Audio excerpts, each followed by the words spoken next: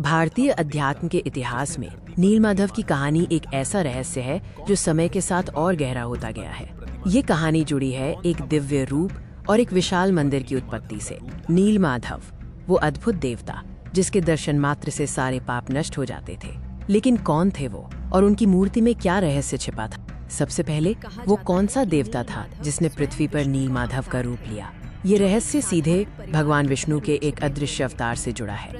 उस wondrous idol के पीछे क्या रहस्य छिपा था, जिसके केवल एक झलक से ही ये माना जाता था कि सभी पापों का नाश हो जाता था? आज भी ये कहानी क्यों एक पहेली है? पुराने समय की बात है।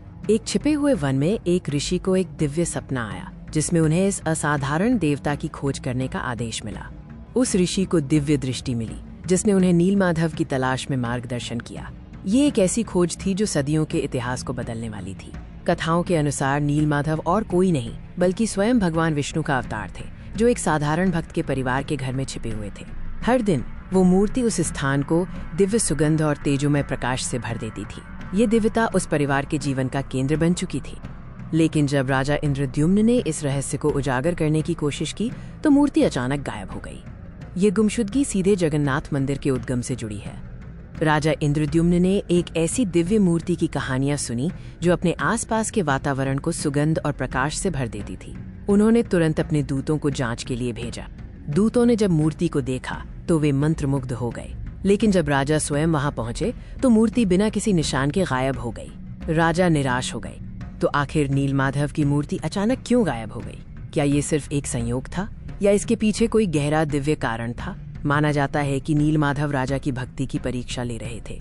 ये गायब होना इस बात का संकेत था कि भगवान जल्द ही एक नए, अधिक विशाल रूप में प्रकट होंगे। और फिर कुछ समय बाद नीलमाधव ने स्वयं को भगवान जगन्नाथ के रूप में प्रकट किया, जिसका रूप आज भी लाखों भक्तों के लिए पूजनीय है। नीलमाधव के गायब होने के बाद मंदिर की स्थापना कैसे हुई? यह एक और दिव्य कहानी है जो राजा इंद्रद्युम्न की भक्ति को दर्शाती है। नीलमाधव के गायब होने के बाद राजा इंद्रद्युम्न को पुरी में एक भव्य मंदिर बनाने का दिव्य आदेश मिला, जिसके लिए उन्होंने अपना सब कुछ समर्पित कर दिया।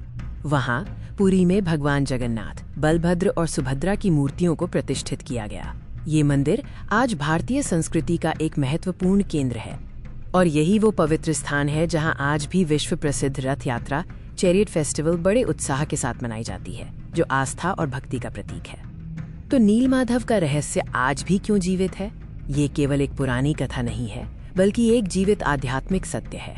नीलमाधव की कहानी हर युग में बार बार प्रकट होती रहती है, कभी संतों के सपनों में, कभी भक्तों के हृदय में और कभी राजाओं के संकल्पों के माध्यम से।